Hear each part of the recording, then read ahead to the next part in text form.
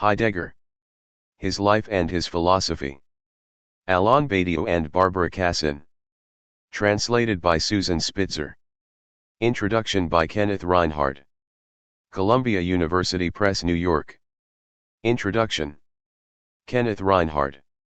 Alain Badiou and Barbara Cassin's Heidegger, His Life and His Philosophy began life as the introduction to the 2007 French edition of Martin Heidegger's Letters to his wife, Elfriede, originally published in 2005 in German as Mein Liebesziel Chen. Brief Martin Heidegger's and Saint Frau Elfriede 1915–1970, and translated into French as Ma chère petite âme, Lettre de Martin Heidegger à sa femme Elfriede 1915–1970. An English edition appeared in 2010 as Letters to His Wife, 1915–1970, dropping the original's My Dear Little Soul, Heidegger's term of endearment for Elfriede. After the Heidegger estate objected to Badiou and Cassin's introduction and initiated legal action, the French publishers, Seuil, withdrew the volume. Badiou and Cassin decided to expand their introduction and publish it separately, and the result is this little book. In its present form, separate from the volume of correspondence that it originally introduced, the book serves as Badiou and Cassin's response to some key issues concerning Heidegger that emerge in and around the letters: Heidegger's Nazism, his antisemitism, his relationships with women, and the relationship, or lack thereof, between philosophy and politics more generally. For the most part, the book is written in a single voice, but it is punctuated by local disagreements, where differences emerge between the two philosophers concerning Heidegger. Despite these disagreements, Badiou and Cassin agree about two basic questions: Heidegger was probably the most important philosopher of the 20th century and he was a Nazi, although not an especially significant one. The issues on which they concur may not seem controversial, but in fact they define a careful middle path between the extreme positions held by a number of recent critics, especially in France, some who have denounced Heidegger's philosophy as worthless, because saturated with his National Socialism, and others who minimize his involvement with the Nazi Party and refuse any connection between it and his philosophy. We might call such extreme positions synecdochal insofar as they isolate one aspect of Heidegger's thought and take it to instantiate the whole, whether for better or worse. As Cassin puts it, Heidegger's thinking, like that of all major philosophers, should be assumed to be fractal. Every part is singular, infinitely nuanced, and solicits our always closer attention. We should neither reject Heidegger's philosophy merely on account of his political activities nor refuse to take his politics into account when examining his philosophy. Neither Badiou nor Cassin can be called a Heideggerian, by any stretch of the imagination, but each has had a significant relationship with Heidegger's work and, in Cassin's case, with Heidegger himself. In 1969, when Cassin was in her early 20s, she was invited by François Fédier to participate in Heidegger's small private seminar, hosted by the poet René Char in the town of L'Ethor in the south of France.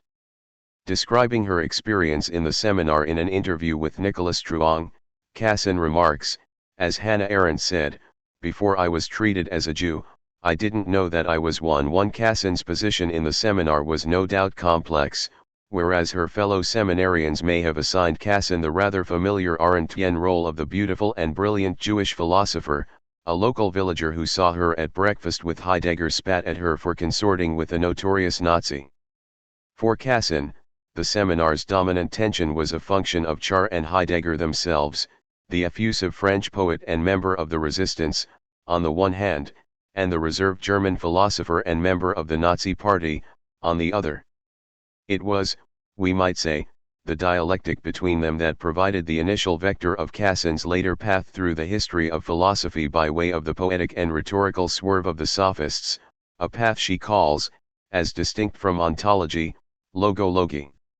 Cassin describes the fundamental assumption of ontological philosophy in terms of what she calls the decision on meaning, in the expression that serves as a title for her translation of and commentary on Book Gamma, 4, of Aristotle's Metaphysics. 2 Aristotle establishes ontological reason or metaphysics there on the basis of the principle of non-contradiction, which in this context is the assertion that the same attribute cannot at the same time belong and not belong to the same subject in the same respect, which he calls the most certain of all principles. 3. This principle cannot be demonstrated, Aristotle writes, but must be assumed. Those who believe there is some other more basic principle, however, can be refuted by negative demonstration, but only if they are willing to argue, that is, to speak, for the person who refuses to engage in reasonable discourse is, in a line that Cassin returns to frequently, no better than a mere plant. Thus the possibility of either accepting or rejecting this foundational metaphysical assertion depends on a theory of human communication. As Aristotle continues, the starting point for all such arguments is that he shall say something which is significant both for himself and for another. The principle of non-contradiction requires the assumption of linguistic stability, that a word means the same thing for two different people or for one person at two different times. Aristotle excludes speaking for other reasons, e.g., to persuade, to equivocate, or just for the pleasure of speaking as mere sophistry. Indeed, to speak in such a way is to be not fully human, no better than a plant. What Cassin calls logology, a term she borrows from Novalis, begins with the assumption that language is not primarily an act of communication, but a performance. Rather than describing something, language first of all does or makes something in a world. If Heidegger led Cassin to investigate the pre-Socratics, Char's influence gave her some poetic distance from the ontology that Heidegger developed from them. It is the subversive supplementation of Heidegger with the sophists and their rhetorical excess of meaning that allows Cassin to align herself with Heidegger's deconstruction of metaphysics without, for that, becoming a Heideggerian. Whereas Heidegger serves as a point of departure for Cassin's theory of logology, both a beginning and a mark of her difference from that beginning. For Badiou, Heidegger is more like a fellow explorer through the realm of ontology, one, however, who blazes an entirely different trail. Point 4. There are some clear points of agreement between them, for example, their hostility towards sophistry, their insistence on the distinction between truth and knowledge, and of course the primacy for each of the question of being. But finally, Badiou's understandings of ontology and truth have little in common with Heidegger's. In the very first statement of being and event, Badiou grants that Heidegger is the last universally recognizable philosopher today, but we may wonder if this is merely an acknowledgement of the undeniable status of Heidegger's work or a more pointed comment about the Heideggerian limitations of contemporary philosophy. Point 5. Badiou continues, with Heidegger, I will claim that it is from the angle du biais of the ontological question that the requalification of philosophy as such can be sustained. Translation modified. For Heidegger, ontological difference is the essence of philosophy and must be retrieved from its metaphysical obfuscation. But Badiou's account of the relationship of ontology and philosophy is crucially different. For Badiou, ontology is neither the foundation nor the essence of philosophy, but the angle or direction from which philosophy emerges and from which it must be approached in order to be requalified in its own distinctive terms. Badiou's project receives its direction from ontology, but only on the way to philosophy itself. For Badiou, being is multiple, there is no one, a multiple of multiples whose substance is the void, hence ontology is entirely the work of mathematics. This leaves philosophy free to pursue its own work, which involves the elaboration in a particular historical situation or world of the compossibility of philosophies for conditions: science, art, politics, and love, and the four distinct types of truths they produce. Early in Being and Event, Badiou expresses admiration for Heidegger as the first to subtract truth from knowledge. 3. And, as we said, a distinction between knowledge and truth, albeit not the same distinction that Heidegger makes, is key for Badiou as well. Heidegger retrieves from the pre-Socratics a notion of truth as the self-unconcealing, aletheia, of beings or being as such, an unconcealing that always emerges in relation to its fundamental concealedness. For Heidegger, this pre-Socratic account of the truth of being was forgotten when Plato placed truth under the authority of the idea and relegated appearing to the status of lack of being. According to Heidegger, Plato's notion of truth is not concerned with the nature of beings themselves, but refers to a function of judgment involving the comparison between a representation and a thing by means of a concept. This metaphysical account of truth as conceptual mediation will finally become, according to Heidegger, knowledge as technicity in modern epistemology and science. For Badiou, however, truth is neither classical adequatio, which he insists is not to be associated with Plato, nor the Heideggerian account of the unconcealedness of being, but an activity or process of elaboration of the consequences of the interruption or decompletion of being by what he calls an event. And whereas for Heidegger mathematics is part of the metaphysical history of the forgetting of being, a scientistic mode of knowledge as calculation, with no access to truth, for Badiou mathematics models both the ontological unfolding of being and the opportunities for transformation that emerge from being's evental suspension. Badiou's project involves unbinding the Heideggerian connection between being and truth and instead demonstrating the connection between truth and the subject, which, he writes, is a fragment of the process of a truth, a local instantiation of a larger collective truth procedure. 15. For Heidegger, human being, or Dasein, is distinctive in being localized there, in a world, as the site of the question of being. The subject, on the other hand, is a fundamentally metaphysical category, hypostasized by its relationship to objects in the world. Badiou's subject is like Dasein insofar as it also implies a localization, but whereas, for Heidegger, Dasein is the localization of being, the being there, in a world, for Badiou, the subject is the localization of a truth. If, for Badiou, truth constitutes a whole in knowledge, an indiscernible and generic set of elements that is inexistent as far as conventional knowledge is concerned, we might say that the subject is the localization of that whole. Unlike Dasein, the Badiouian subject is not merely in a world, but enacts the torsion through which one world transforms into another. 6. Badiou's most sustained account of his difference with Heidegger in being and event comes in Meditation 11, Nature, Poem or Matheme, where he discusses Heidegger's claim that the metaphysical forgetting of being begins with Plato's repudiation of poetry in favor of mathematical and dialectical reason.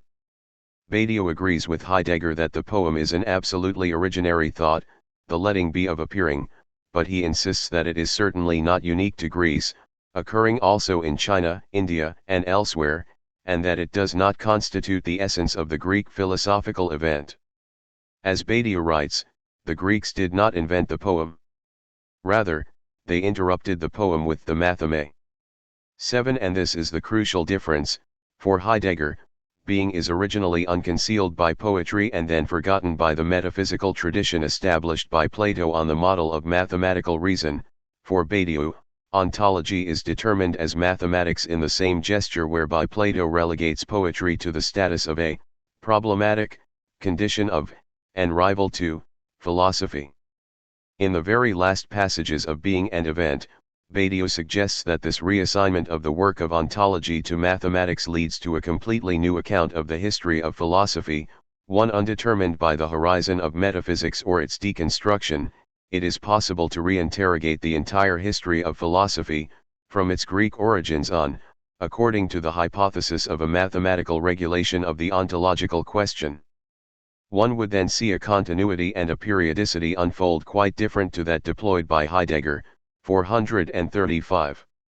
This new history of philosophy would retrieve fragments of the truths that emerge in the decompletion of being in the wake of events, and elaborate the infinite possibilities of their localization in new subjectivities.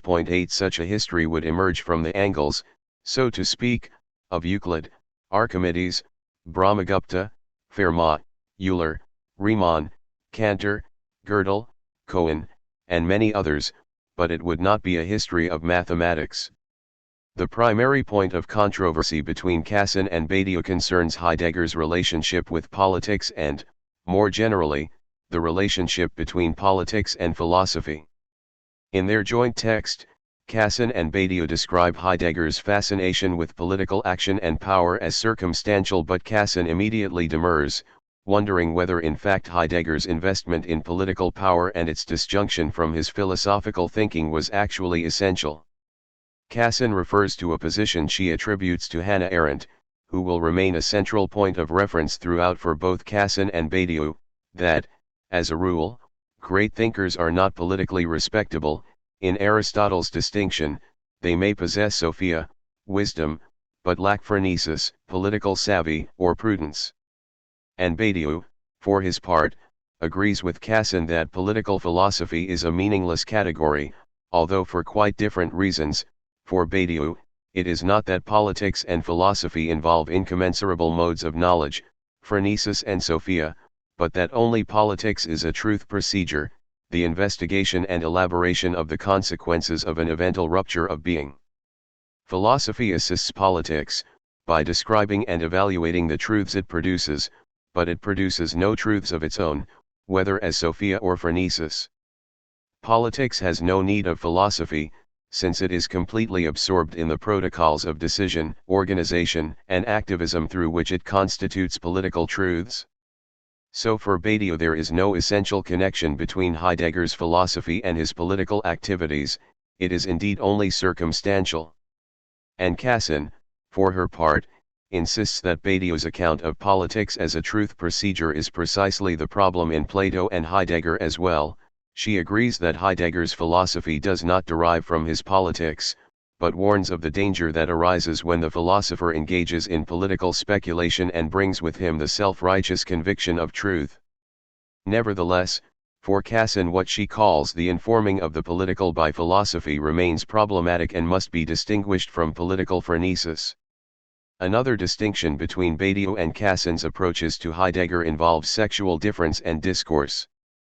Badiou and Cassin write from their positions as a man who is a system builder and a woman who is inspired by the most subtle forms of linguistic pragmatism, but these characterizations, even if presented in a collective voice, sound, to my ear, more like Badiou than Cassin, though we remains a heterogeneous mixture of two subjects. Moreover, sexual difference is, of course, not symmetrical. Cassin suggests that, writing as a woman, she cannot easily assume a master's discourse that would speak as if from outside their respective positions. And Badiou grants that they may indeed speak, or write, to use Lacan's typology of discourses, as master on the one hand and hysteric on the other. The master speaks with authority, but risks dogmatism, the hysteric criticizes authority, but risks the swirl of unfounded opinions.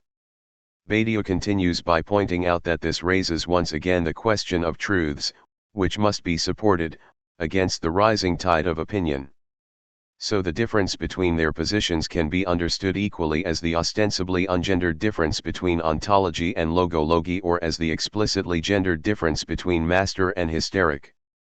Can we say, then, that from the perspective of the man the primary difference must, naturally, appear to be that between ontology and logology, whereas for the woman the primary difference is, obviously, that between man and woman? But perhaps this would already be to grant the sexual discursive difference priority. Wouldn't it make just as much sense from the other perspective, insofar as the ontologist of the multiple would appear to be aligned with feminine multiplicity, and the logologist would seem to require supreme confidence in the authority of the master's signifier? Badiou and Cassin are well aware of the complex dynamics of sexual difference that informs Heidegger's letters to his wife, which their own discourse cannot evade, and perhaps reflects in the distinction between ontology and logology.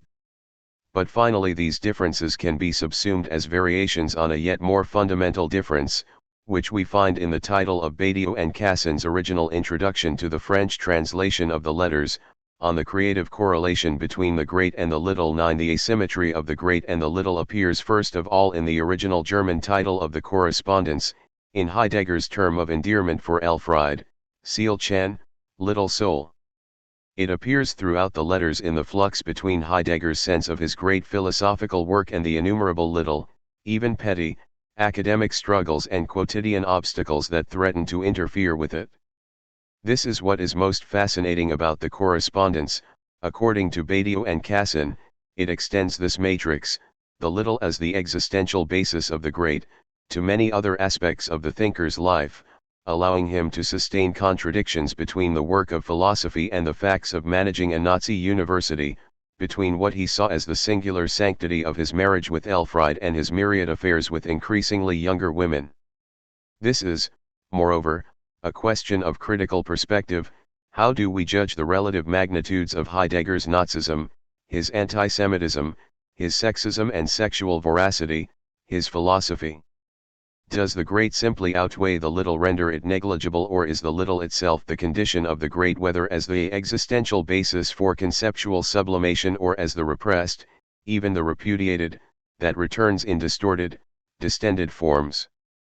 Finally, Cassin and Badiou propose approaching these contradictions as the relative yet all-important autonomy of separate categories, which allows for the universal power of a work to exist alongside the mediocrity of entire swaths of a life, without either of these categories being able to claim it is the truth of the other. This is the most difficult task of acknowledging the contradiction as such, without trying to synthesize a perspective that accommodates or reduces it for the sake of a tenable position, for or against Heidegger. What's more, the autonomy of these categories does not imply their unity.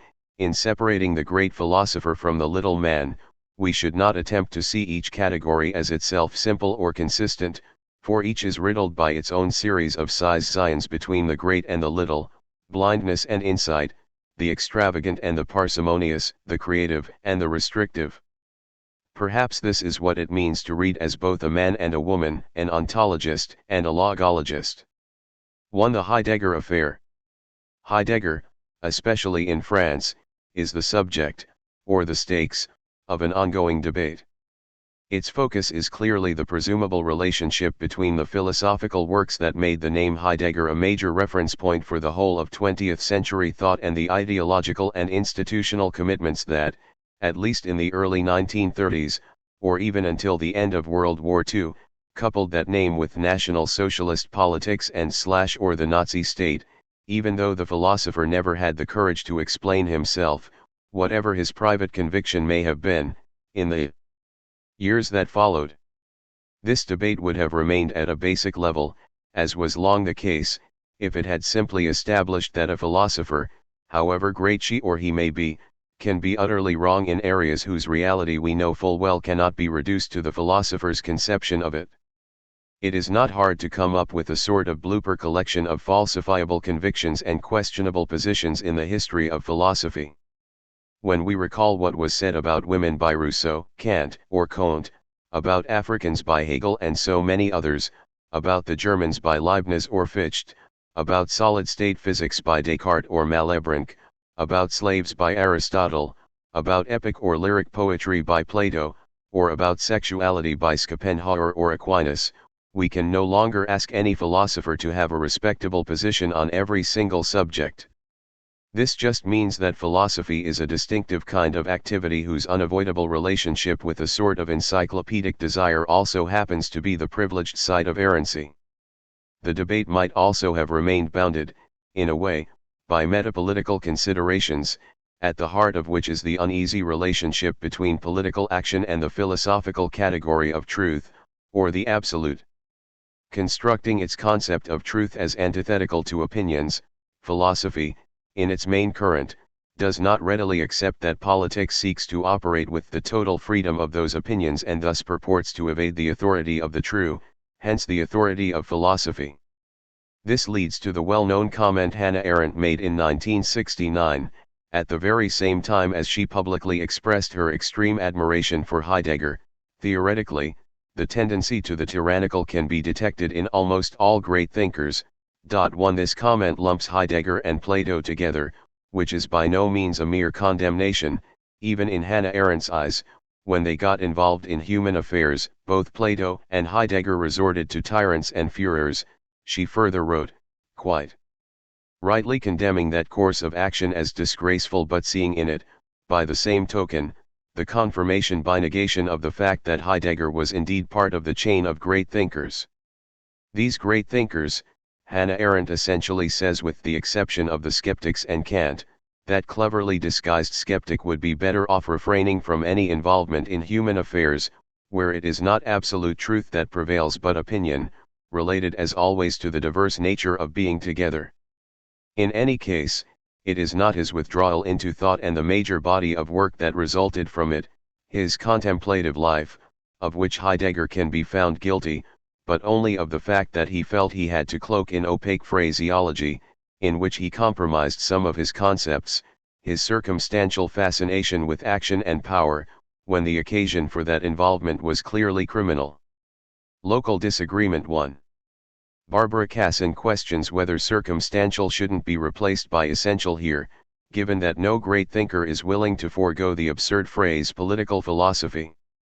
A distinction needs to be made between the idea that great thinkers don't have respectable positions on every single subject, which is only to be expected, and another idea, undoubtedly Hannah Arendt's, which could be expressed as no great thinker can be politically respectable, precisely because the categories of the contemplative life are radically inadequate when it comes to political action.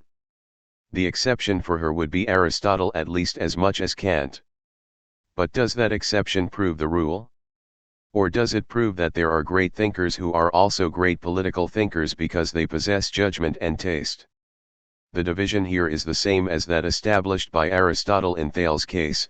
He was sophos but not phronimos, wise and sage but not prudent, when he cornered the market on olive presses and instituted the first monopoly capitalism. Except that the fortune Thales then made only took on meaning in response to the laughter of the Thracian servant girl who made fun of the philosopher when he fell into a well as he was observing the stars to predict the weather. Thales wanted to prove to her, it was an epidizis, a performance, as much as a demonstration, that meteorology, a part of Sophia, can enable you to make a bundle, provided you want to, something that the prudent, and thus truly wise, philosopher couldn't care less about. For both Arendt and Aristotle, any man worthy of the name must be phronimos. And when the thinker gets involved in human affairs, his Sophia, as such and alone, lacks prudence and practical wisdom. Alain Badiou agrees with Barbara Cassin that the phrase political philosophy is absurd, but for opposite reasons. Politics, provided it's not reducible to the mere management of affairs, is a truth procedure in its own right, concerning the capacities for collective and organized action and, as such, has no need for philosophy, any more than nuclear physics, for example, or lyrical abstraction, or pre-Islamic love poetry do.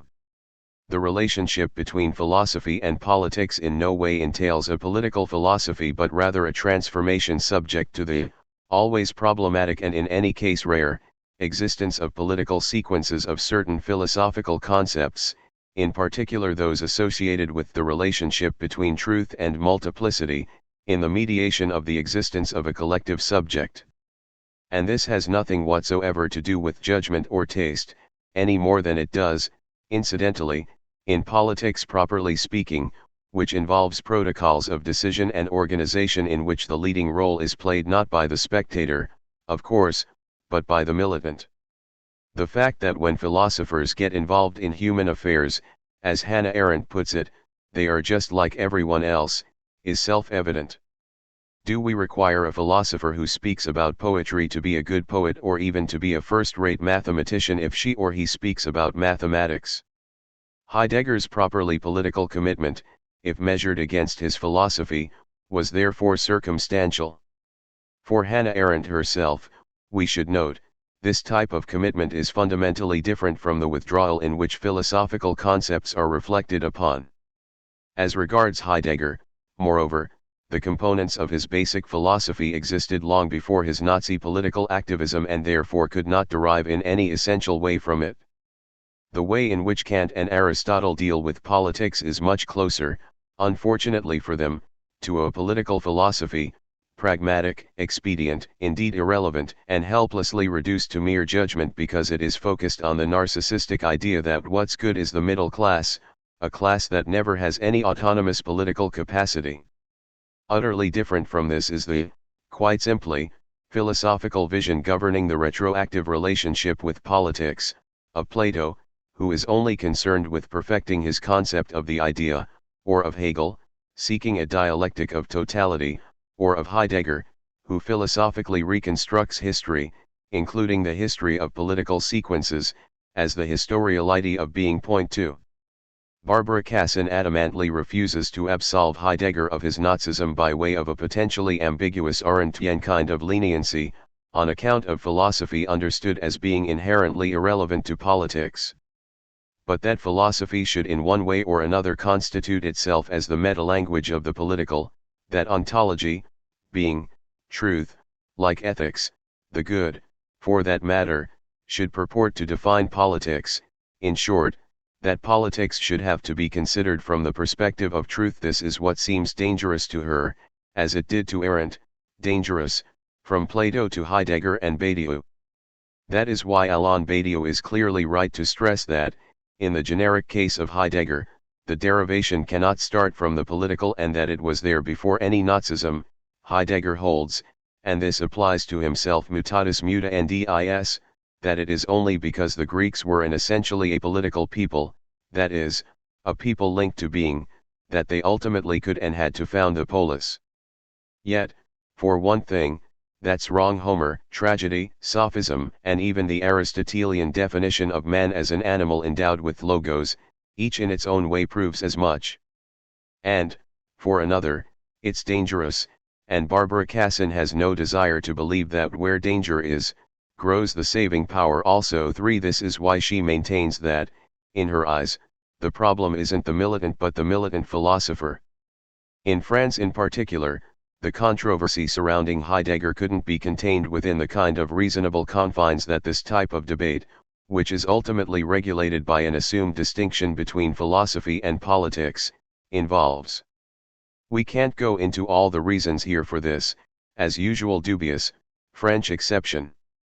One thing, however, is very clear: the whole of French philosophical production between the 1930s and the 1970s, which it would not be an exaggeration to say was world-renowned and at times dominant, had a fundamental, even if critical, relationship with Heidegger's project. Suffice it to mention, to confine ourselves to those who are no longer alive, Sartre, Merleau-Ponty, Lautmann, Derrida, Foucault, Lacan, and Lacan-Labart, with Deleuze being the exception, something that actually provides food for thought, to understand what this means. To attack Heidegger with the utmost ferocity was also, and even above all, to settle scores with that glorious period of philosophy, a time when there was a strong relationship between intellectual work and revolutionary politics in all its forms. There was a petty, vindictive aspect, combined, as is often the case, with a reactionary impulse, to the delight that some critics took in ferreting out the thinker's worst faults.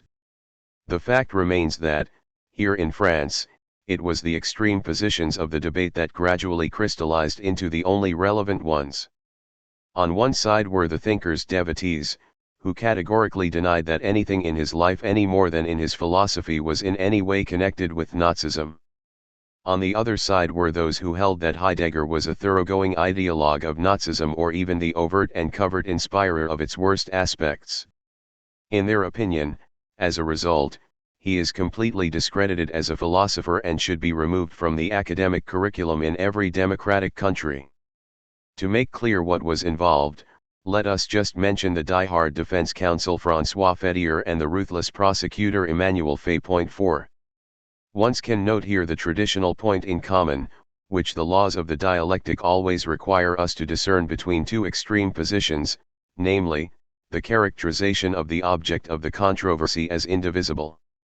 For one group of people, it is necessarily in his totality that the thinker dominated his century, and he therefore cannot have been involved in either the abjection or the crimes of his times. For the other group, it is also in his totality that the Nazi thoroughly destroyed his claim to philosophy. Doesn't Emmanuel Faye think that Heidegger's project can be defined as the introduction of Nazism into philosophy? That's a bit like defining Plato as the introduction into philosophy of a Sicilian type of fascism, which, by the way, is pretty much Karl Popper's position. Local disagreement too. Barbara Cassin then raises the question: Sicilian fascism or the philosopher king? Nazism or the history of the meaning of being, hence Gelassenheit, the pervasive serenity of the existential shepherd, and Selbstbehauptung, the self-assertion of the German university. Which is Arendt's real accusation? We shouldn't end up in the position of the valet de chambre. Point 5 The truth of the matter is that we should consider each philosopher or thinker as uniquely fractal. But if we subsume him or her under the one, then he or she should be regarded in terms of his or her greatest one, and the critics should be granted the possibility that this indeed is the way he or she is. Alain Badiou points out that Hannah Arendt herself speaks about Plato's, and Heidegger's, involvement in human affairs and therefore refers to precise circumstances, the nature of which, in her own opinion, is heterogeneous to everything called for by the philosopher's withdrawal.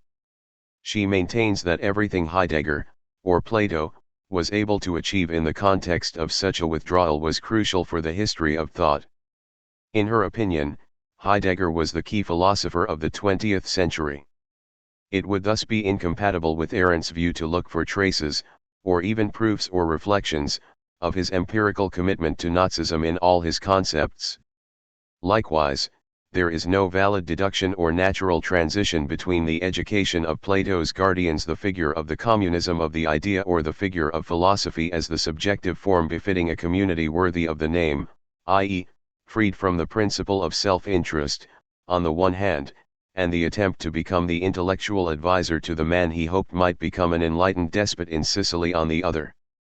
It is as if one were to seek in Diderot's concepts a way of thinking his flirtation with Catherine the Great and were to end up concluding that he was a philosopher of serfdom.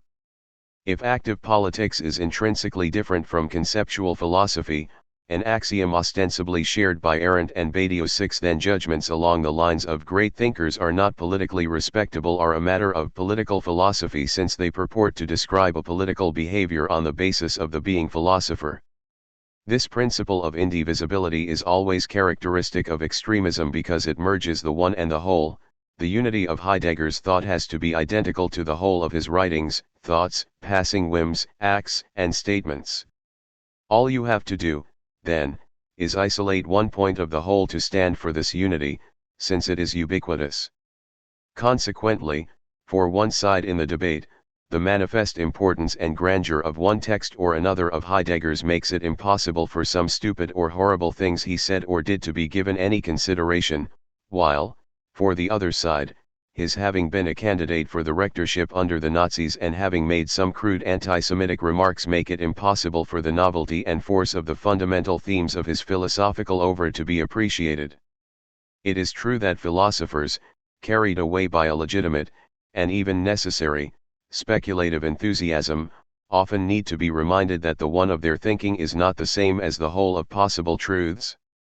All the more reason not to judge their work on the basis of the equation 1 equals whole, which is responsible for the devastating, hopeless conflict between two forms of extremism, devotion and destruction.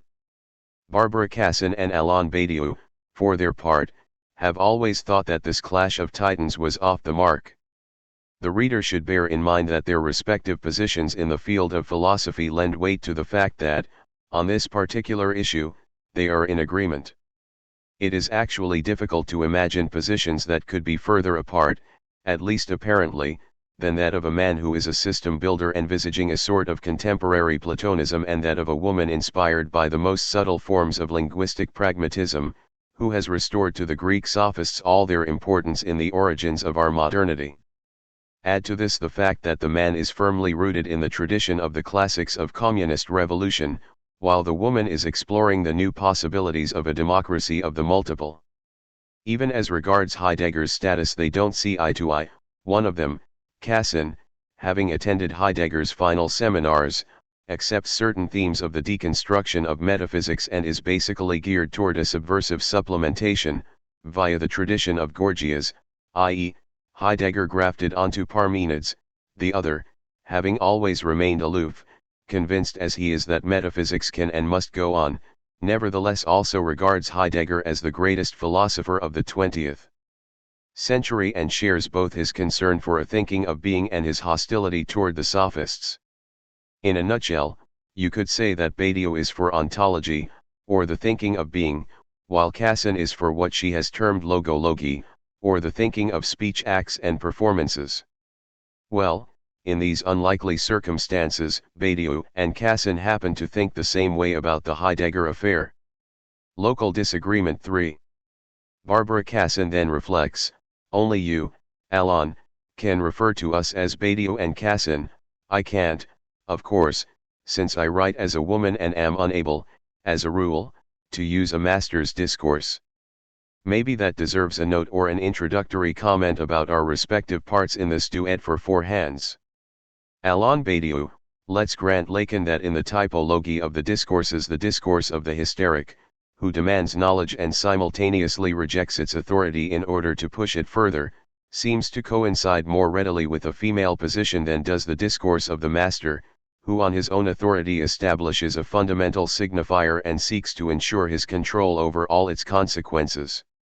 As a result, speculative masculinity is vulnerable to dogmatism, while femininity, which is critical and performative, is vulnerable to the swirl of unfounded opinions. I naturally contend that, under the present circumstances, we have to hold fast to truths, their existence and their effects, given that the circulation and communication of opinions are turning the most important of our intellectual fetishes, freedom of opinion, into the epitome of meaninglessness. Saying Cassin and badiou contend that does in fact contrast, owing to a certain high-handedness, with the friendly, congenial, humble Barbara Cassin and her friend and colleague Alon badiou would be quite happy to maintain, along with other people, and easily imagining that the opposite could just as well be maintained, the point of view that their ultimately very simple position is that the following paradox must be accepted.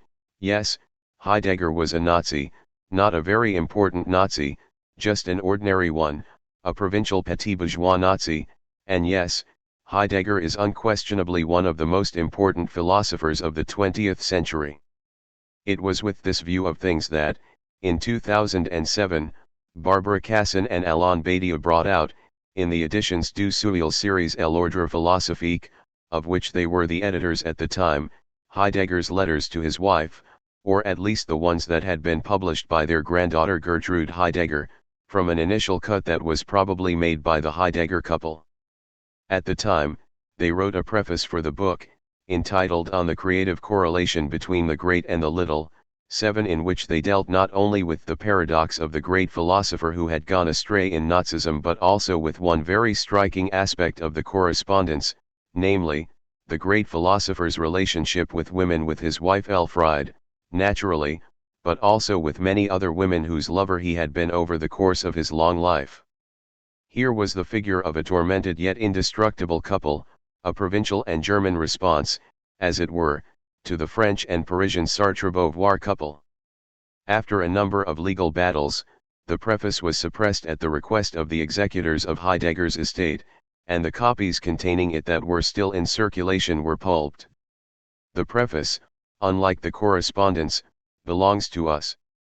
We have decided to reissue it in an expanded and revised form because our position still quite a minority one on the Heidegger affair and, more generally, on the relationship between the finite life of philosophers and the latent infinity of their thought will not tolerate that kind of censorship, regardless of whether it issues from one or the other of the established positions or from the old alliance between family and property.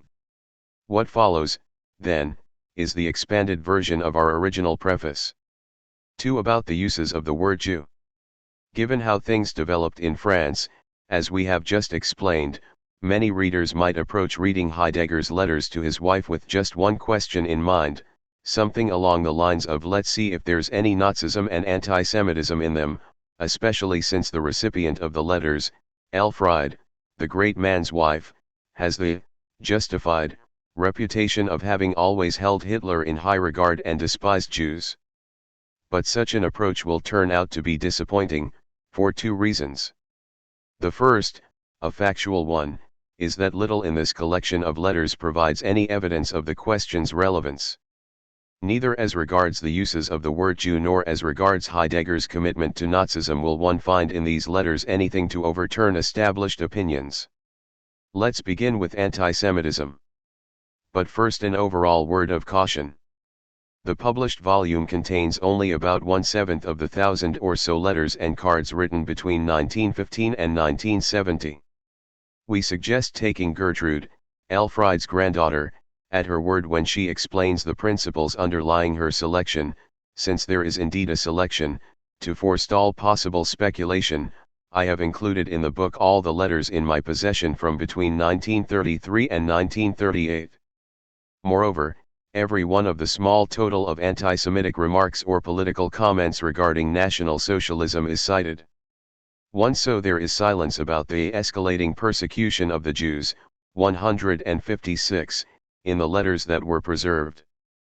But there were clearly very few letters preserved, only 9 from between 1933 and 1938, even though Heidegger was often away from home at the time. Whether they went astray or were destroyed, and if they were destroyed, by whom and when, can no longer be clarified today, says Gertrude, 12. Only it's very likely that they were destroyed, and by mutual agreement of the couple. Indeed, it is known that part of Heidegger's post-war activity involved mounting a complex defense of his position, or rather his positions, during the war, a defense that clearly included a great deal of dissimulation as well as reformulations, which he undoubtedly pondered carefully and came to terms with, of his fundamental thought. Is this something he should be faulted for? Let's not forget that this man had to go through the denazification process implemented by the Allied occupiers in 1945. He was judged and he was found guilty. Afterward, he slowly recovered and rehabilitated his reputation with the unwavering support of numerous French friends, as he called them, and most certainly with that of his wife, who, by enduring this bitter experience with him, presumably consolidated her position in the face of the onslaught of women she was constantly threatened by owing to the thinker's philandering tendencies. Heidegger thus attempted to rehabilitate his reputation without having to explicitly repudiate his successive positions, an extraordinary feat that he accomplished with great cunning and perseverance. Naturally, we might have preferred less artful dodging and more of a confrontation with the real history of the crime. But it is also possible to think as did Spinoza, this being one of his most brilliant theorems, and as opposed to the mindlessly moralizing atmosphere that had taken hold everywhere, what with heads of state effortlessly granting one pardon after another and officially sanctioned memoirs coming out that repentance is not a virtue. Local disagreement 4. Barbara Cassin then remembers, a train memory. On my way to René Char's funeral too, I had an encounter with Vital Nake 3, who told me that the only thing he didn't understand/like was Char's relationship with a Heidegger who never retracted. I replied that, for me, non-disavowal was Heidegger's one great and good action. Nothing had changed in his thinking, the care wasn't a turning of that sort, nor did it have anything to do with this issue, quite the contrary, that would have enabled him to change political positions, and it was this that he was acknowledging by not repenting. His thinking was such that it could potentially be Nazi again the next day. He was no more inconsistent in this than were Plato or Nietzsche, and was very consistent in his flat refusal to apologize to Selin. 4. As one memory triggers another, Cassin now evokes this one, the physiques, voices, and words of Char and Heidegger side by side, like two opposing kinds of greatness and bombast. Char colossal and booming, Heidegger with his modest, fascinating formality, the tremor in his sementems even more accentuated in that they were translated. A different relationship between the great and the little in each of them, which could be grasped in the metaphors they used to describe their common sharing of poetry thought. Two mountain climbers gesturing broadly to each other from opposing mountain tops, said Heidegger.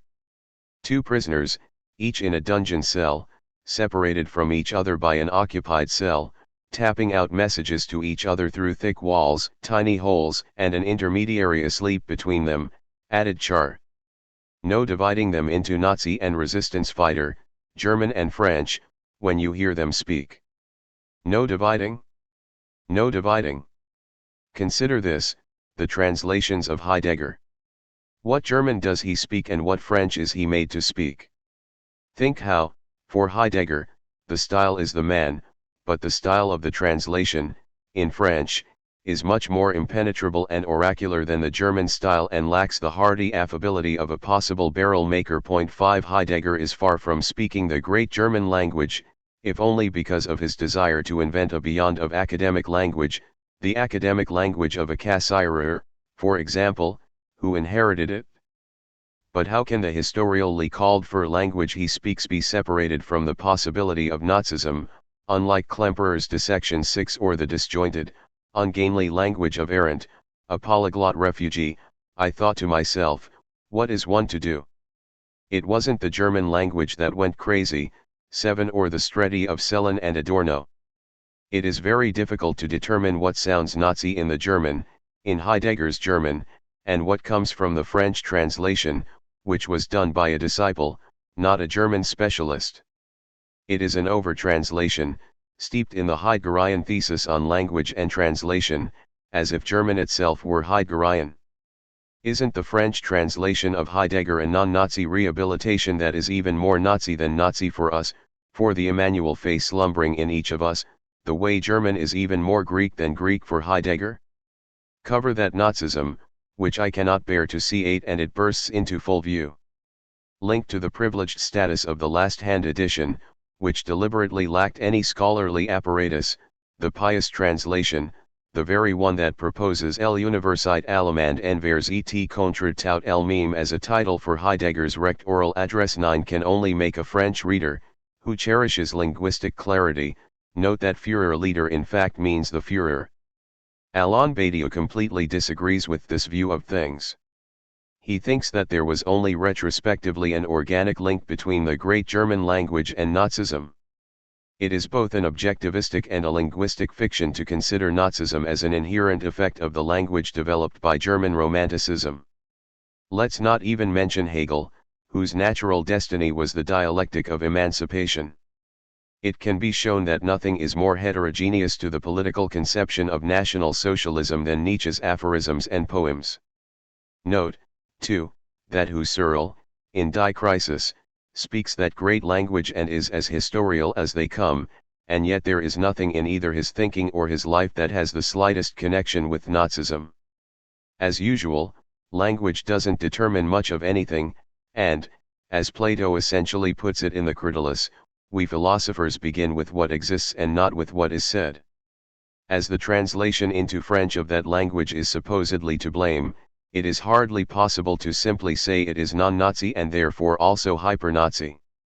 Basically, the authentic French Heideggerians ten whether Blanquat, Char, Lacoué Labart, Nancy, or many others were on the side of universal emancipation, the resistance, anti-Stalinist communism, and May 68.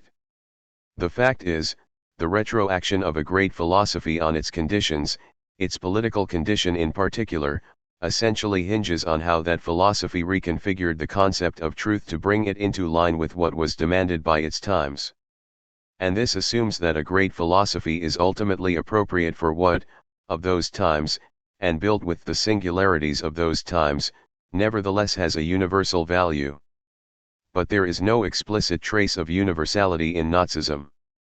This is why Heidegger's essential destiny was his appropriateness, not for the political doctrines of particularity, blood, and race but for those of universality and equality. That he is scarcely acknowledged in this way is likely the case, but has no philosophical import whatsoever. It is at any rate in the context of this long, painstaking defense, this rehabilitation after the ordeal and the official verdict of himself and of others' judgment of him, that we must put an end to our conjectures about the disappearance of many of the letters from the 1930s. Only inquisitors force silence and the dead to speak. The fact of the matter is that, in the letters we do possess, the instances of the word Jew are few and far between and very unexceptional, their frequency remaining unchanged up until 1933. Garden variety anti-Semitism, the Jews are communists, hoarders, schemers. With its flip side of intellectual respect, they are more intelligent than the dyed-in-the-wool academics, more cultured than the Nazis, there's nothing the least bit complicated about it. And all of this was against the backdrop of Heidegger's hate-loving of Husserl 11, which is obvious but never explicitly linked to the issue. As far back as 1916 he writes, "The Jewification of our culture and our universities is certainly horrifying." 28, and our thinker concludes, by and large, that the German race needs an inner strength to reach the top. In August 1920, In Meskirch, he wonders whether they should be stocking up on meat since there's talk about how many cattle are being bought up by the Jews, everything swamped with Jews and black marketeers. 77. In October, on reading some academic nonsense about Hölderlin, he writes, "Sometimes one could really almost become a spiritual anti-Semite." 80. In 1924, as he is relating how his colleague Jacobsthal cunningly managed to obtain a higher salary for his assistant, there is a parenthesis, "these Jews." 99. In 1928, while seriously maneuvering for a university position, he writes the following about Walter Bauer's brilliant seminar paper, "Indeed, the best are Jews." 115. In September 1932, Dark Times, "Between the Nazis who are narrow-minded in all cultural spiritual matters and communism, which hasn't been repelled at all, such that if a man comes who pulls the cause together he'll be a terrible force, the whole Jewish intellectual world is going over to it now." 133, while the Jüdisch Rundschau is so well informed and of such high caliber that he sends the issues to Elfriede 12, who nonetheless sticks to her own opinion. In October 1933 he rails against the constant invocation of the good Lord, "We do have one pure reaction and the Jews are now all turning Christian." 140. In March Jaspers, however good a man he may be, is still tied down by his Jewish wife. 141. After this, there is nothing else in the letters that have been preserved, only one final, indirect occurrence from 1961 when Heidegger is listening, on Swiss radio, to Jaspers's latest lecture on the Jew Jesus. 280, the founder of the history of Western civilization. You don't notice the absence of someone you don't know, as we said before, you can't make an argument on the basis of silence. And yet there is an effect of silence, considering what we do know. We know of Hannah Arendt's existence and the letters Heidegger wrote her from 1925 until the last one of the period in winter 1932 to 1933, in which he replied huffily to being accused of raging anti-Semitism. 13. But there is no hint of her existence in his letters to his wife, even implicitly, via Elfriede's jealousy. Granted, this absence most likely had nothing to do with the fact that Hannah Arendt was Jewish. The issue does not come up at all in the correspondence between them that began in February 1925, "Dear Miss Arendt," and was consolidated 3 months later, "Since the day it all broke over me U20. No, what is at stake in the blatant concealing of Hannah Arendt is not anti-Semitism, rather, it is a feature we will return to later, the control over a man's correspondence, when it a matter of making it public, by his legitimate female partner, whatever the source, patent, official, or something more complicated of that legitimacy may be. What the Nazis did to the Jews was known, yet there is not a hint of it, ever, in his correspondence with his wife. This is a significant silence, but, in this case, one that lasted right to the end. How, moreover, should the reason for this silence be regarded? How should it be judged? For Heidegger the thinker, as we know, nothing is great, in terms of the history of the individual or the world, except for the task of thinking, the Aufgabe that alone provides the measure, that provides the only measure. I don't want anything for myself, but everything for the task. 152. What's more, assuming that in these letters or elsewhere Heidegger had wanted to break his silence and confront the crime, which, after he was found guilty of being a member of the Nazi Party, was something he had thought he could avoid, what words, what reasons could or should he have come up with to mitigate his current accusers' condemnation of him? Would the overall style of his thought, which included a good deal of oracular rhetoric, have been able, without disintegrating, to incorporate public confession, or let's not mince words, disavowal, the public exhibition of which so many passionate advocates of communism in France in the late 1970s saw fit to make, reviving the fashion of morality and religion by beating their own, or other people's, chests?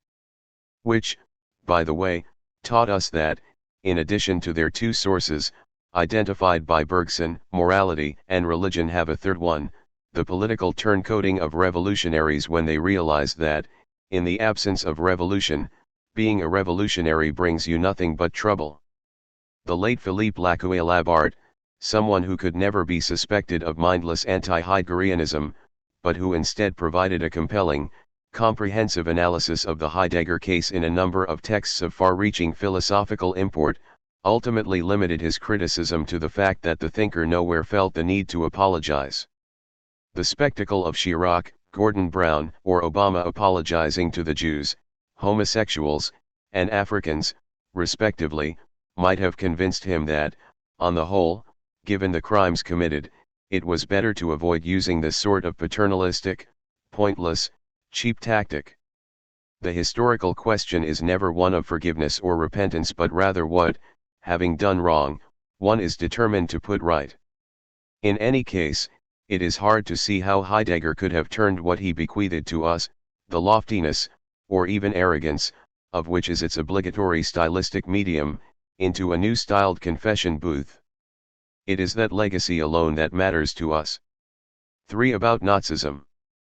As for Nazism, we learn nothing from the correspondence that we haven't known for quite some time, namely that, although the Nazis were essentially supported right from the early 1930s by the Heidegger couple owing to their anti-socialist conservatism and narrow provincial nationalism, they were, nevertheless, regarded by them as ignorant boors, people unworthy of the heights on which the fate of spirit is decided. Or that there was subsequently great enthusiasm on the Heidegger's part for the German Revolution, that was the expression Heidegger used in one of the letters, and for the modest academic and social power it afforded the couple. Or, last of all, that one can catch a whiff of a cautious wait-and-see attitude, which we would say was one sign among others of the thinker's lack of courage once he emerged from his withdrawal. Rather, the question is how large a role was played at each of these three stages by a real conviction, the echo and perspective of which could presumably be found in the properly philosophical work, and how large a one was played by social determinations, opportunistic calculations, and pervasive conservatism. In short, what is the relationship between the great and the little in this regard? Here, too, what the extremists on both sides of the Heidegger affair have in common, in our opinion, is an overestimation, with regard to Heidegger's commitments and withdrawals, of the great vision, of radical engagement, of an undeniable connection between what was historical for him and the shape taken by his everyday life. The die-hard defenders would contend that, in terms of history's determination by the original forgetting of being and the role Heidegger sought to play in the reversal of that destiny, nothing bears the slightest trace of either anti-Semitism or, more generally, the whole racialist mythology of the Nazis. This is to forget that nothing, either, in this superb panorama explicitly includes the maneuvering for a position in the university, the little marital arrangements, or the passionate but also, on the philosopher's part, infinitely cautious love affair with Hannah Arendt, all of which are known facts. Thus, with regard to the texts that reflect a fundamental to come, it was perfectly possible for petty, occasionally very despicable, personal proclivities to filter into them, with the self-serving assistance of family and friends who, unlike the destinal sending of being, were always hovering around nearby. As for the dogged prosecutors, they specialize in a critical interpretation as perverse and flimsy as the one proposed by Pascal to prove that the truth of the Old Testament was entirely contained within the New. As far as they are concerned, the great philosophy is the encrypted text of an overwhelming, frenetic adherence to Nazism. According to these indefatigable exegetes, we're exaggerating, but only a little. It is obvious that if Heidegger is talking about lighting a fire in a given text, it should be understood that it is really about the purifying power of the crematoria. Aside from how ridiculous a method this is, it amounts to forgetting that, after all, a philosophical text, even one by Heidegger, never says anything but what it says, in a vast empirical context that can always be reconstituted but to which it is altogether impossible to reduce the import of what one reads. Truth be told, as against tactics that amount to postulating a dubious isomorphy between the greatness, or the calculated hypocrisy, of the texts and the pettiness, or the total abjection, of certain commitments, we will propose the relative yet all-important autonomy of separate categories, which allows for the universal power of a work to exist alongside the mediocrity of entire swaths of a life, without either of these categories being able to claim it is the truth of the other. Nietzsche may be right in contending that a philosophy is the biography of its author, but only on condition that the word biography be given a meaning such that it is correspondingly false for the biography of an author to be his or her philosophy. In fact, it is impossible to read these letters as a trial document. The most important reason for this is that, at bottom, there may no longer be anything interesting to say about Heidegger's anti-Semitism and Nazism if we only consider the two dominant positions that we outlined at the beginning of this book. On the democratic censor's side, the conviction that, since he was a Nazi, Heidegger is disqualified from being a philosopher and should be removed from libraries, where he might corrupt youth, and on the devout Heideggerian's side, the conviction that, since he is a very great philosopher, it is impossible for Heidegger to have really been a Nazi. To say that this fight, to stick with boxing metaphors, in which the champions' names Fay vs. Fedier are important, is not likely to be decided by the reading of the philosopher's letters to his wife is an understatement. It would be more accurate to say that it shows what a sham it is. For the real issue, which is based entirely on the couple's life as revealed to us by these letters, is the following: Heidegger is without a doubt a great philosopher, who was also, and at the same time, a very ordinary Nazi. That's the way it is. Philosophy will just have to deal with it. It won't be able to get around it either by denying the facts or excommunicating him. We are bordering here on what could be called the existential dialectic of greatness of thought and smallness of conviction, of creative capacity with a universal dimension and the narrow particularity of a provincial professor. For planetary prose in the German provinces. The fascinating thing about the Martin-Elfried correspondence is that it extends this matrix, the little as the existential basis of the great, to many other aspects of the thinker's life.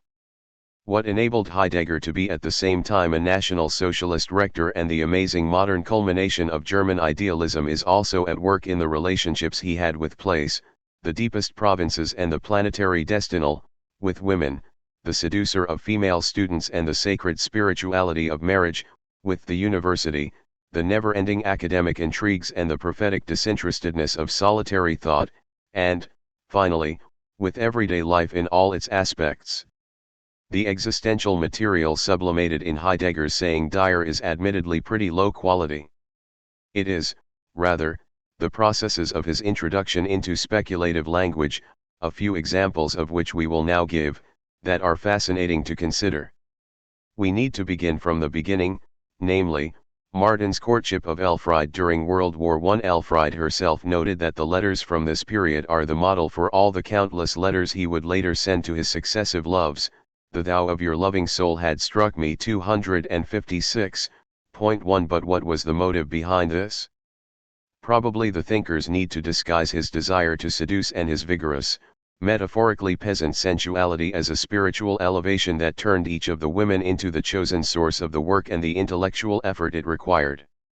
Each time, the uniqueness of the encounter is presented as a new chance finally given to the grueling task that fate or the gods have allotted the philosopher on earth, namely, to save what can be saved of thought in the nihilistic world of technique.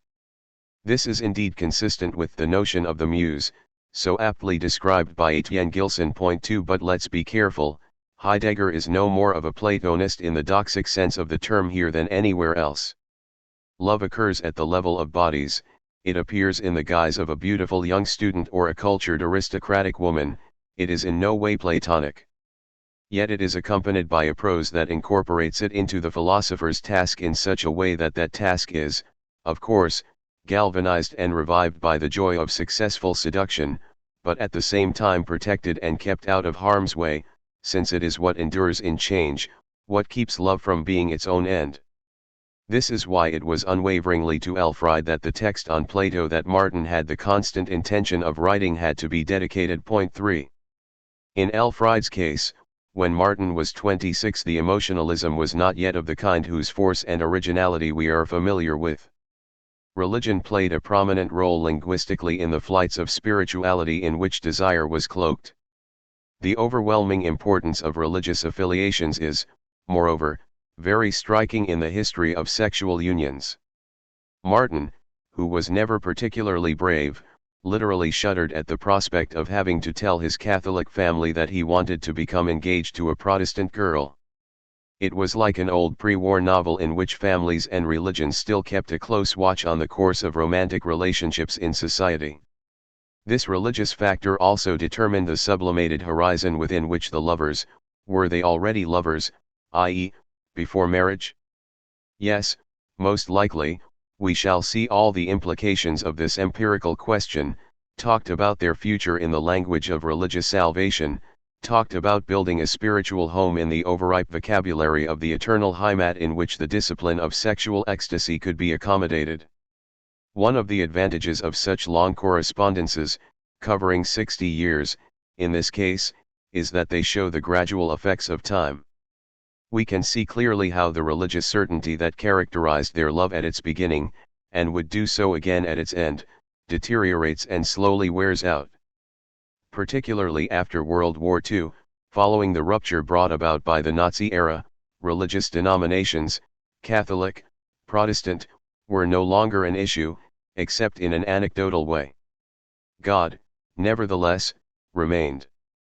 The history of this marriage is also the history of a purification of the element of belief in which it was enveloped, to the point where Martin suggests that it is up to them, his wife and him, to create the conditions for the return of the God they talk about.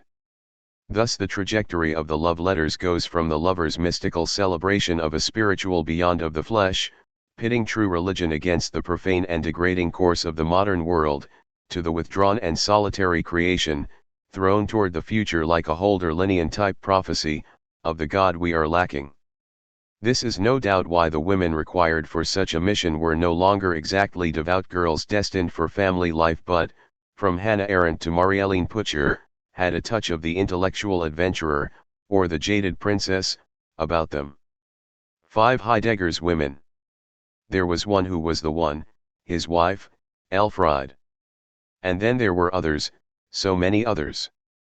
Still, it is surprising to learn that, right to the end, the thinker of Meschurch and of the mountain cabin had so many of them, and seduced them so quickly, as soon as he met them.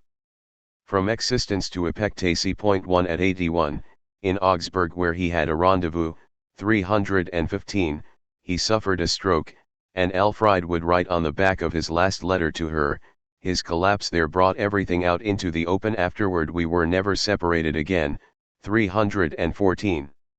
Is this ridiculous or tragic? The two of them loved each other, at any rate, in the sense that Elfriede was the home, the place where one is born to oneself, or, in other words, to one's work, and where one does. Work, family, home, Aufgabe, Leben, Heimat. Marriage, from engagement to death, was to be pursued as a genuine, human task. 84, as far removed from the cliché of the happy marriage as it was from the abominable bourgeois marriage. It was a question of the the primordial, the originary. It was a metonymy, not a metaphor, a home that was founded through our marriage, which remains the point to which everything is related for both good and ill. 230, with the unrelenting rhythm of birthdays. One of the greatest gifts is that. Perhaps in the autumn I'll be speaking in your homeland from the realm of my homeland. 273. A home is something one goes away from and to which one returns, the old trope of Nostos. Heidegger would be there very rarely. He was away giving courses and lectures, he was with other people, his brother Fritz, for example, cleaning up his texts for publication. He was, above all, away in one place of solitude or another, thinking. The only letter from Elfriede, which she never sent him but wanted to be kept with Martin's, is dated June 1956 and reflects the danger commensurate with the seriousness of an affair he was having, with young Marielene, that really disturbed her. You look for home in other women. Oh Martin, what is happening to me? 255. Home, the real danger, namely, the fact that what serves as the language of love for them, she says, are empty words, hollow words. 255, to fend off guilt and contrition with an indestructible shield every time he was unfaithful. Was she an ordinary woman, then, in an ordinary marriage, who gave up everything, abandoning her education, becoming a homemaker and having children, a resting place he wrote her when I returned tired from the distant land of the great questions, 14, with a kind of womanly participation, 83. I should like to thank you for your collaboration. After all, along with the phenomenological critique, this involves just what is hardest, renouncing and waiting and believing, 101. And so that's that, with the self-same sexism, the little and the great. But the little, it would seem, wielded power over the great. That is suggested by the extremely frequent use of the adjective little as soon as it comes to a woman, starting, of course, with the canonical expression used for Elfriede, my dear little soul, mein liebes Seelchen, too, in which the diminutive is already part of the German noun. The fact that women were ranked with the little, at least as far as the force of adjectivized signifiers is concerned, seems, moreover, to be a typical feature of the time. One cannot fail to be struck by the constant use of that same diminutive in Sartre's letters from the years 1926 to 1939, which were selected, of course, by his life partner Simone de Beauvoir. 3 To Simone Jolivet he wrote, my dear little girl, to Louise Vedrine, my dear little Polak, and even Simone de Beauvoir, usually honored with the rather odd my darling beaver, had to put up with things like my dear little morganatic wife or I kiss you again, my little one, or this dear little person. We'll come back to this Franco-German comparison later.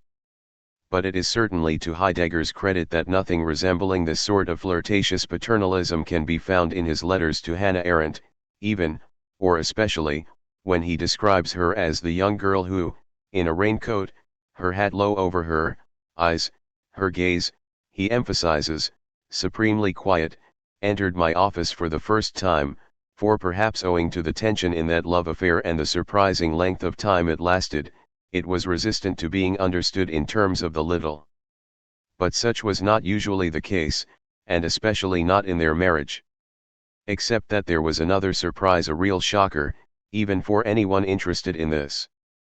The very brief afterword to the correspondence, written in 2005 by Hermann Heidegger, the younger son and executor of Heidegger's work, on the 112th anniversary of the birthday of our mother and grandmother, 317, was tantamount to a coming out. Born in 1920 as the legitimate son of Martin and Elfriede Heidegger, at the age of just 14 I was told by my mother that my natural father was a friend from her youth, my godfather, Dr. Friedel Caesar, who died in 1946, 317. Martin and Elfriede were married in 1917, Jörg was born in January 1919 and Hermann in August 1920. Elfriede was no doubt already, as she would always be from then on, neither the same person nor an entirely different one, nor was Heidegger entirely the same. That Friedel loves you I've known for a long time, 64, he replied to her in September 1919. Let's leave everything to the greater course of our marriage, 65, I trust you and your love with the distinctive certainty that my own love for you has, even if I don't understand everything and cannot fathom the source from which your manifold love draws its sustenance, 65. The new baby was greeted lovingly, with a freedom of tone and a new kind of transparency enlivening the language in the letters as well. Here, too, in an extremely difficult situation, Heidegger should be given credit for the fact that the multipurpose emotionalism with which, unlike Sartre, he emphatically dignified her affair, rather than shamefully disparaging it, did not preclude a certain sober eloquence. Indeed, there is only one other reference, 37 years later, to that open trust, to request the same from her. Trust is strength in the affirmation of what is concealed, thus was my yes back then when you told me about Hermann, 252. On this particular occasion, Heidegger was hoping to install himself in the unconcealment of his multifaceted emotional life. But this wasn't the rule.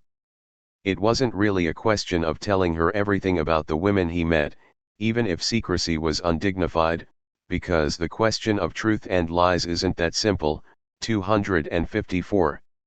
What we who read these letters that weren't addressed to us chiefly see is the other women's complementary function vis-a-vis the one. It would probably not be all that hard to establish a typology of these women. They were either students or princesses, exceedingly young ones as he got older. Sometimes they were both student and princess at once, as was Margot von Sachsen-Meiningen, who took his courses in 1942 and was his fixed point of happiness during the war, the woman about whom he would say, albeit only later on and in connection with another woman, Sophie Dorothee von Podwils, that she had been able to make him forget about Elfriede. The other women, like the one, were first and foremost able to be related to his task, complementarity, complicity, and revival of the spiritual through the carnal, which was the sign of progress in his thinking. God and the female saint, on the one hand, the gods, the demons, the devil, in short, Eros, the oldest of the gods, on the other. The beat of that god's wings moves me every time I take a substantial step in my thinking and venture onto untrodden paths. 1950, 213. With the exception being errant, since it was with reference to her that he spoke about Eros that way, although she, too, was a saint. 5 This exception can be heard at the time of their reunion in the 1950s, when, for example, the 61-year-old Heidegger wrote to the woman who was his essential lover, "But I often wish I could run the five-fingered comb through your frizzy hair, especially when your loving picture looks straight into my heart." 6 The sheer spontaneity in evidence here is something to marvel at.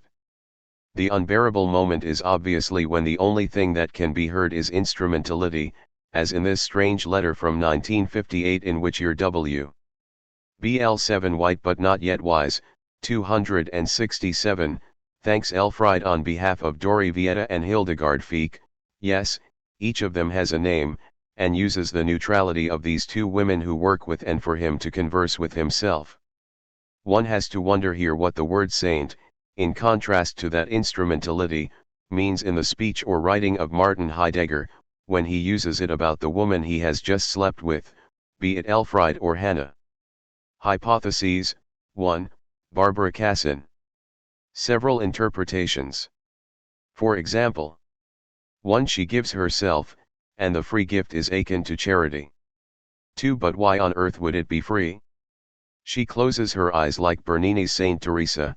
She is beautiful and innocent in jouissance like the Holy Virgin. She is a virgin in her jouissance. Woman's jouissance is holy.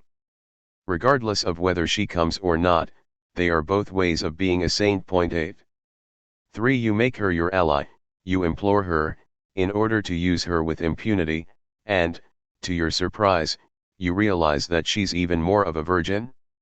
She accepts for her body to be used and emerges from the experience immaculate. 4. She blesses you. You make her your ally and place yourself under her protection in a quasi-magical or superstitious way. You're little and she's great.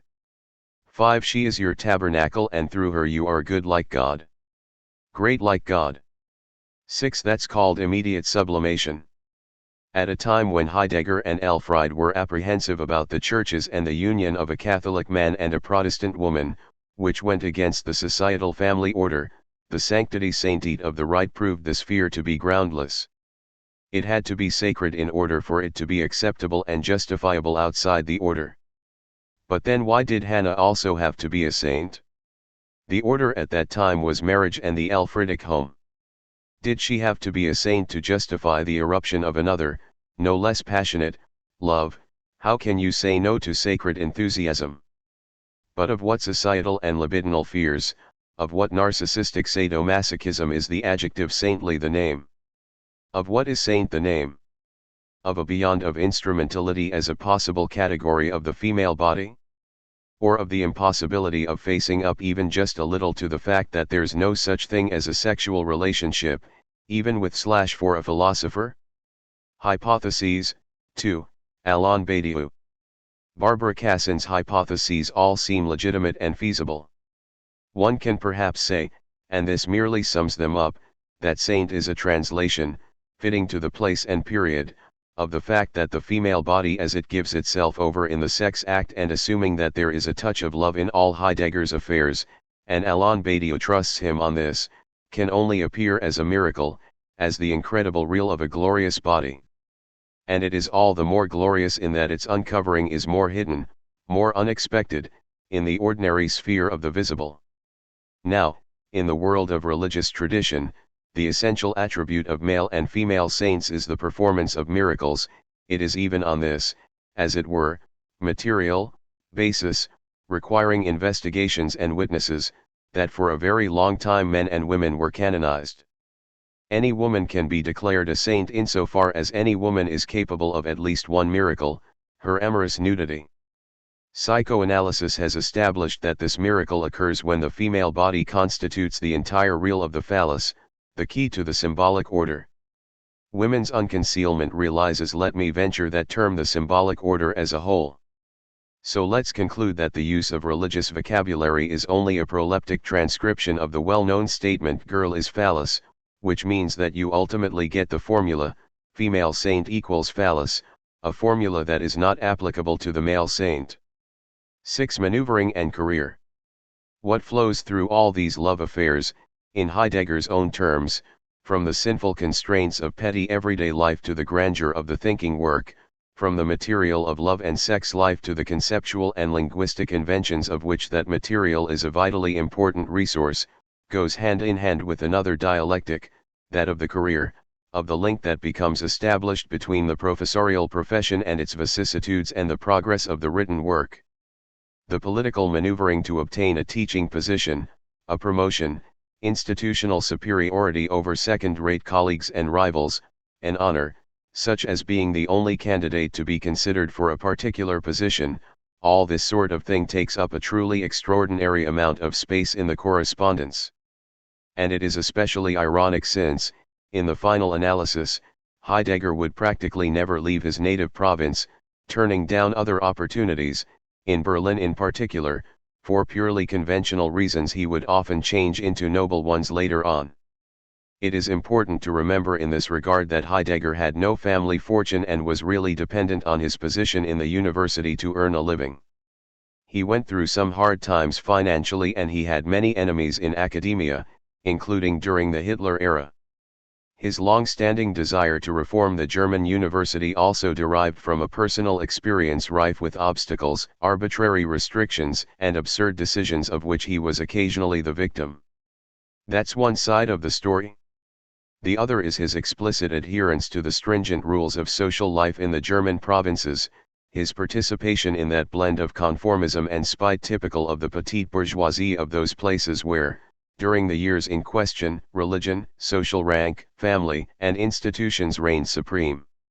Here, too, Heidegger transmuted this particularly thankless material into a post-romantic discourse on dwelling, place, path, origins, and, to that end, he elevated all the scheming and intrigues, in which he was in fact endlessly involved, to the level of the discipline of self-abnegation and supreme contempt. What can be read in the letters is a three-stage construction: first, an experience that is often at the level of conventional life and its petty turmoil; second, a subjective, often retroactive, stance that places the mediocrity of this life in a devastated global environment and accepts pure thought from it; and, finally, a brilliant production of language that envelopes the exception and makes it shine in the sky of philosophy. Elfriede, the dear little soul, was the designated confidant and no doubt the astute advisor where all this was concerned. 7 couples from France and Germany. It is very interesting to compare the social and intellectual figure of the Heidegger couple with that of the Sartre, de Beauvoir couple. The differences between them are readily apparent, chief among them being that Simone de Beauvoir was a writer in her own right.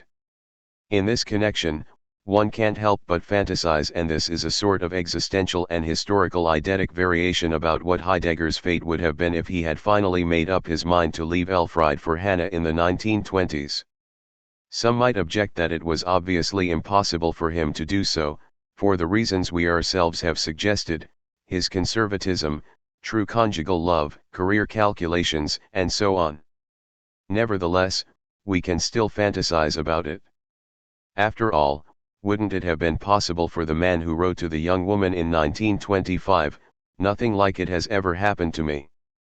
In the rainstorm on the way home, you were even more beautiful and great.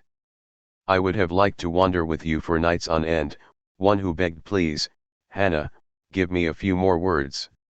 I cannot let you go like this," too, for the man who, in honor of their reunion 25 years later, wrote to the same woman, "When thought with love illuminates, grace has given it what radiates." 3. Wouldn't it have been possible for such a man to build a life on the true meaning of these declarations?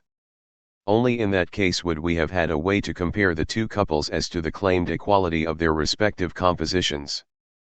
But such was not the case, and the two couples are not symmetrical. As a result, however, their similarities, especially if we regard things from Sartre's and Heidegger's viewpoint, are even more striking. For in both cases, around an extremely active, diverse, often clandestine love and sex life, the couple, or should we say the couple, was structured as something that guaranteed the continuity of a sort of endless conversation, ultimately imposing its law on the multiplicity that was at odds with it. In both cases, philosophical sublimation countered the passage of the multiple with this enduring unity. Heidegger would say amorous sensuality serves as a circumstantial impetus, only the saintliness of the wife is equal to the finished work. And Sartre would say other women are contingent, only Simone is necessary. Finally, in both cases there is an attempt to establish a ternary set, in which the woman who is forever the legitimate one, whether she is the wife or the necessary woman, bestows, by virtue of her own permanent status, a sort of provisional blessing on the interloper. In She Came to Stay, Simone de Beauvoir portrayed the paradoxical violence inherent in such an arrangement. Heidegger, too, as is clear from many of his letters, wanted to gain his lover's acceptance of Elfried's permanent status as well as Elfried's sanctioning of her rival's existence. And in several cases Elfried herself sought to establish a special relationship with one or the other of the philosopher's mistresses, especially with those who caused her the most suffering. Even Hannah Arendt's visit, almost 20 years after her affair with Martin, occurred under the auspices of a reconciliation with Elfried, who was informed of the facts by her husband only a short time before the visit. Note, too, that the wife's, or the necessary woman's, life did not consist merely of innocence and waiting. It was a far cry from that in the case of Simone de Beauvoir, whose passionate love affairs are well known. But it wasn't true, either, in the case of Elfried, whose younger son, Hermann, as we have seen, was not Martin's child.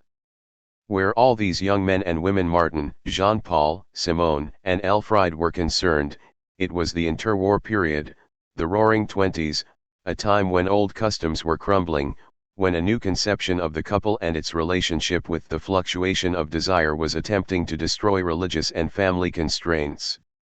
This was the terrain of existentialism, after all, of a new interrelationship between the freedom of personal behaviors, the power of choice, and the inertia of social conditions. Heidegger/Elfried, a couple of the existentialist era? Yes, in a certain sense. Something was expected of the couple, who were not unaffected by social and intellectual change. An ongoing, multifaceted complicity developed between them. There was the need to establish, from within the couple, a new way of regulating the tension between fidelity and infidelity. The essential difference between Heidegger and Sartre, who shared many features of the period, is basically the fact that one of them was a professor in the German provinces and the other was a Parisian intellectual. This difference between the opacity of the provincial place and the cosmopolitan transparency of a great capital city can be seen constantly, as much in the nuances as in the intellectual sublimation of their love lives. Calling the woman of your life Beaver is obviously not the same thing as calling her dear little soul. As concerns these subjects, it would be more fitting to speak of a provincial, hypocritical, and religiously oriented existentialism and of a much more open, more cynical, and politically oriented capital city existentialism. We have nevertheless also seen how there is a sort of deliberate vulgarity in Sartre's letters, which is not necessarily any better than German Reserve. Aside from the fact that Sartre and Simone de Beauvoir's much discussed tell-all policy involved a double standard, in no way did it eliminate suspicious psychological tactics. In particular, it is clear that Sartre related the details of one affair or another with the aim of making Simone de Beauvoir think that it involved nothing but superficial contingency. We readers have our own reasons for remaining skeptical about this incessant propaganda, which, when you come right down to it, remains within the bounds of traditional conjugal discretion. What is certain, at any rate, is that it leads to some really distasteful passages. Who can read without feeling a sort of vague nausea, to use the master's vocabulary, the account he gives Darling Beaver of the laborious deflowering of Tanya, which concludes with "and from time to time I feel myself about to say, with feeling, that I must love her as I do, having lent myself to the sordid task for." And so, in the end, it appears that a problem remains, since these two couples who were so unalike put philosophical dignity to some terrible tests. In a nutshell, Heidegger's Dear Little Soul Cher Petite Aim is not necessarily of a different nature from the Dear Little Flame Cher Petite Flamme that Sartre wrote to Louise Védrine 5, when dear little means that a man is addressing his wife or mistress in accordance with a complicity whose imbalances are every bit as coded as they are shared. Aim and flamme have, moreover, been interchangeable for a very long time. That they are both little, in these instances, doesn't help matters. 8. Linguistic transfiguration. It must be obvious by now that it is through language that the transition from the little's experience to the great's utterance occurs. My beginning is titanic and it ends in concepts. 19, Heidegger wrote to Elfriede very early on, in 1916. With Elfriede acting as a vase or a receptacle in this domain, 2, the letters are the reflection of the theatre of thought, with conceptual characters appearing in the order they were created, at a rhythm that matched that of his courses, lectures, and philosophical works. In 1930, for example, his verdict on Berlin, a place of sheer groundlessness, die absolute Bodenlosigkeit dieses Orts, and yet no real abyss for philosophy, kein wirklicher Abgrund für die Philosophie, transmutes everyday life into the language of vom Wesen des Grunds, the essence of reasons, which was being written in 1929. Hence the real difficulty of translation, since the transmuted novelty is reintegrated into and reproduced in the everyday language, replete with abbreviations and dialect, from which it was extracted. There is even something like a complicity of idiolects between the My D.S. Dear Little Soul, 220, and the instances of Gestal, Framing, 1952, 228, G. E. Stell, 1956, 257, and Arenas, Essential Event, 186. This is heavy artillery, clearly too heavy when every or is translated as originary and the perfectly simple Dasein as being there, since it must contrast with existence, ekasissens, sen, here sen, being here, 231, for uns sen, being for ourselves, 30, Wesen, essence, 185, and Sein, being, 163.1. In a sense, it is only ever a question of language. Everything, for Heidegger, is staked on it, as is shown by his experiencing the rectorship as a feeling of being drained, which made him fear a long barren period and feel the need for a new language, 1934, 144. He repeats this over and over, increasingly clearly. I feel the need for simple saying, but this is difficult, for our language only applies to what has been up to now. Das Bisskirche, 1945, 182. It was a matter of striking the right balance between banality and bombast in the writing, using everything available, Hölderlin, Parmenides, and Heraclitus, Humboldt, to create, even camouflaging the pervasive presence of language, but the title The Principle of Reason, is chosen as a camouflage so the theme of language doesn't create an immediate sensation. 1955, 249. Günter Grass in Dog Years and Adorno with the jargon of authenticity could not have been more on target, as Heidegger's terse mention of a plot against him reveals. 1964, 290.2. So, when all is said and done, what is to be thought about the philosophical import of these letters? The problem hardly arises if you are a Nietzschean, which, incidentally, means that you prefer disorder to order in philosophy. For anyone who is convinced, like Nietzsche, that a philosophy is ultimately a life story, the portrait Heidegger drew of himself for his wife in letter after letter, even if it was also, like any portrait, a pose and a lie, can still be clearly interpreted as an unintended illumination of his thought processes. The move from the little to the great, like Plato's move from the structures of the soul to those of the city, was easy. It is indeed as a reflection of the German Catholic provinces and a mountain cabin that the originary, the home, the welcome, or the place must be imagined. It is indeed as a reflection of Elfriede that the latent saintliness of the other, the rather obtuse connection between the people and the work, the virtue of forgiveness, stubborn endurance, and even the resolute decision never to give up must be imagined. It is indeed the scheming of colleagues, the hassles with publishers and lecturers, and the newspaper attacks on him that present us with a world divorced from being by the domination of technology and the power of the worthless they.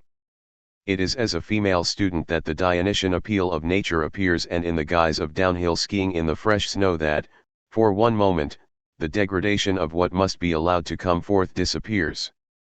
It is also in the guise of a professor seized by wrecked oral debauchery that the redeeming function of the Führer appears. Point 3. And, conversely, we can clearly see in the horny rector, in the mountain walker's boastfulness, in the suspicious lover of every passing skirt, in the schemer of academic committees, in the husband whose infidelities were intertwined with his fidelity, and in the sedentary provincial something that absolutely exceeds their outward appearance and binds them intimately and forcefully to a new kind of thinking, something, deposited by Heidegger in the crates of his papers and the reprints of his books, that affects us not only because of the sublimation of their latent existential material but also because of the wholly new intimation they afford of the fact that, in our seemingly fast-paced but at the same time stagnant and pernicious world, this philosopher, through the very torsion to which he subjected language, was able to express certainty that the means for salvation existed.